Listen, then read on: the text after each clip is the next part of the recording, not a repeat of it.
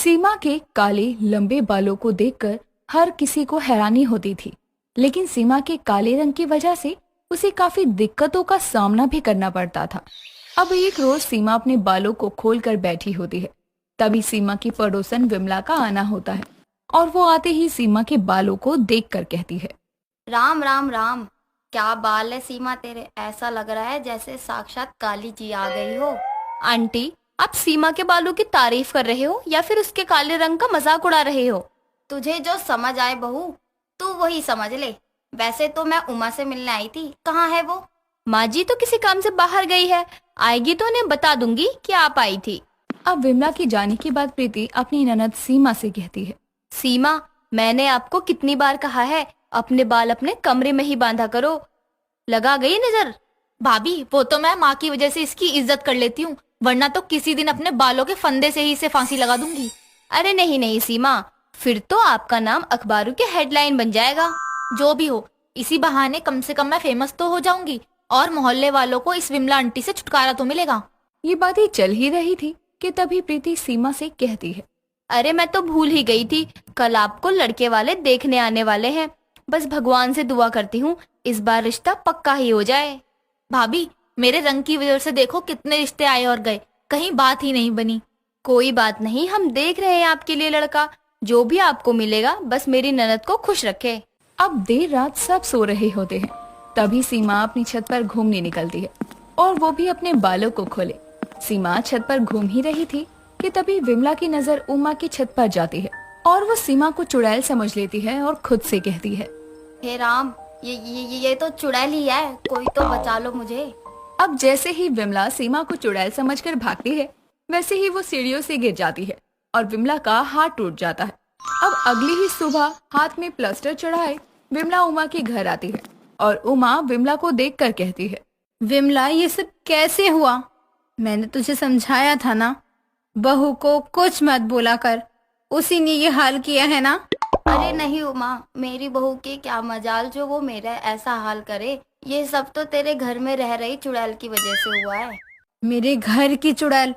देख विमला, तू मेरी पड़ोसन है, इसलिए मैं तुझे कुछ भी नहीं कहती हूँ।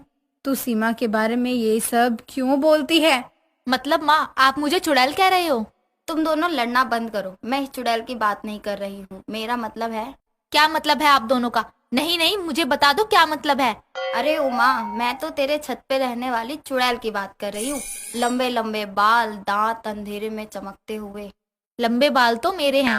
अरे सीमा बिटिया, वो तू नहीं थी। चुड़ैल के तो और भी लंबे बाल होते हैं और उसने ही मुझे कल सीढ़ियों से गिरा दिया। विमला, आज के समय में भी तू ऐसी बातें करती है? भूत चुड़ैल ये सब सिर्फ वहम होते हैं, वहम।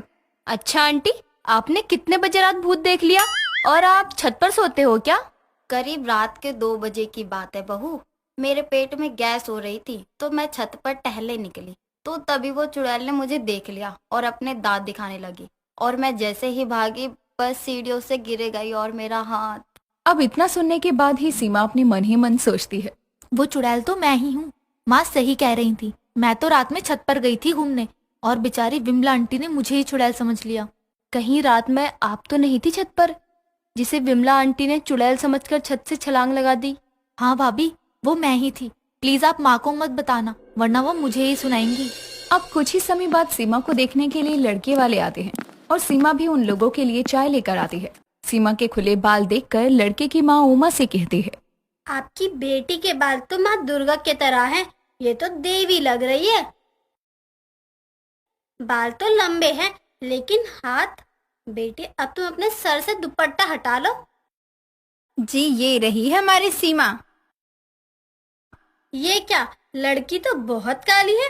देखिए बहन जी, देखिए बहन जी, हम कुछ खाए पिए फिर आपको कहे हमें ये रिश्ता पसंद नहीं है, तो ये तो गलत होगा। हम तो अभी कहते हैं कि हमें लड़की पसंद नहीं है। लेकिन बहन जी, आप ऐसा कैसे कह सकती हैं?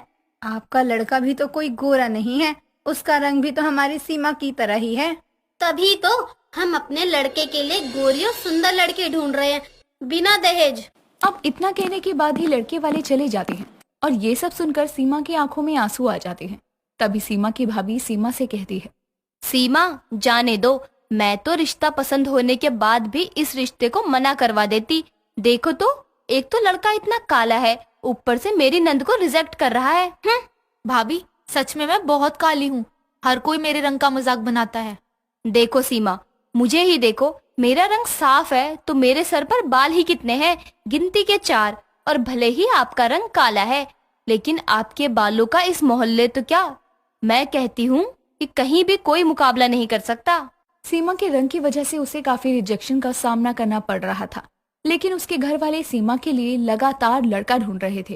अब एक रोज सीमा के घर सीमा की भाभी का भाई अनुज आता है और अनुज घर के बाहर ही खड़े होकर सीमा से कहता है, जी सुनिए, क्या आप मुझे ये एड्रेस बता देंगी?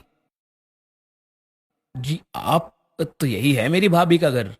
और तुम यहाँ अपनी दीदी से मिलने आए हो? अंदर है भाभी। बाल तो ऐसे खोलकर बैठी थी जैसे पलटेगी तो कहीं की राजकुमारी निकलेगी, लेकिन निकला जाना पहचाना चेहरा। अच्छा होगा आप अपनी दीदी से मिलने के लिए यहाँ से प्रस्थान करें। कुछ समय बाद ही सीमा अनुज के लिए चाय बनाकर लाती है और अनुज भी सीमा से चाय लेते हुए कहता है, अरे चाय में कहीं अपनी जुल्फे तो नहीं गिरा दी हैं जिसे पीने से मेरी मौत आ जाए? अच्छा होगा कि आप चाय पिए, ज्यादा नखरे ना दिखाएं। अब देर रात सबके सो जाने के बाद सीमा और अनुज एक दूसरे से बात करने छत पर पहुंचते हैं और ये प्रीति देख भी लेती है। वो भी छुपकर छत की सीढ़ियों तक जाती है।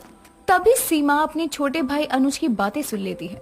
अनुज, तुम भाभी और भैया की शादी के 7 महीने बाद आए हो, तुम्हें मेरी याद नहीं आ रही थी? क्या करूं, मेरी जॉब भी तो दूर है, बार बार आ नहीं सकता और दीदी मुझे बुलाती नहीं। अनुज, इतने दिनों से मेरा रिश्ता देखा जा रहा है, अब तो तुम दीदी और माँ से हमारी शादी की बात करके ही जाना। कोशिश करूंगा दीदी से बात करने की। चलो अब सोने चलते हैं, वरना यहाँ हमें किसी ने देख लिया तो दिक्कत हो जाएगी। अब प्रीति ये सुनने के बाद ही अपने भाई अनुज के पास जाती है और अनुज को देखते हुए कहती है, ये सब कितने दिनों से चल रहा है अनुज? और सीमा, आप तो कम से कम बता देती ऐसा कुछ है, हम और कहीं लड़का देखते ही नहीं। भाभी वो आप इनसे ही पूछ लीजिए। अब तो मेरी प्यारी ननद मेरी भाभी बनेगी। प्रीति ये बोलती है और सीमा उसकी बात सुनकर शर्माने लगती है। प्रीति भी सीमा और अनुज के रिश्ते से खुश थी और उसे कोई ऐतराज नहीं था और उसने दोनों परिवार वालों को भी इस रिश्ते के लिए मना ही लिया था। इस तरह से अनुज और सीमा का रिश्ता तय कर दिया जाता है और कुछ समय बाद धूमधाम से उनकी शादी हो जाती है और वो लोग खुशी खुशी एक दूसरे के साथ रहते हैं।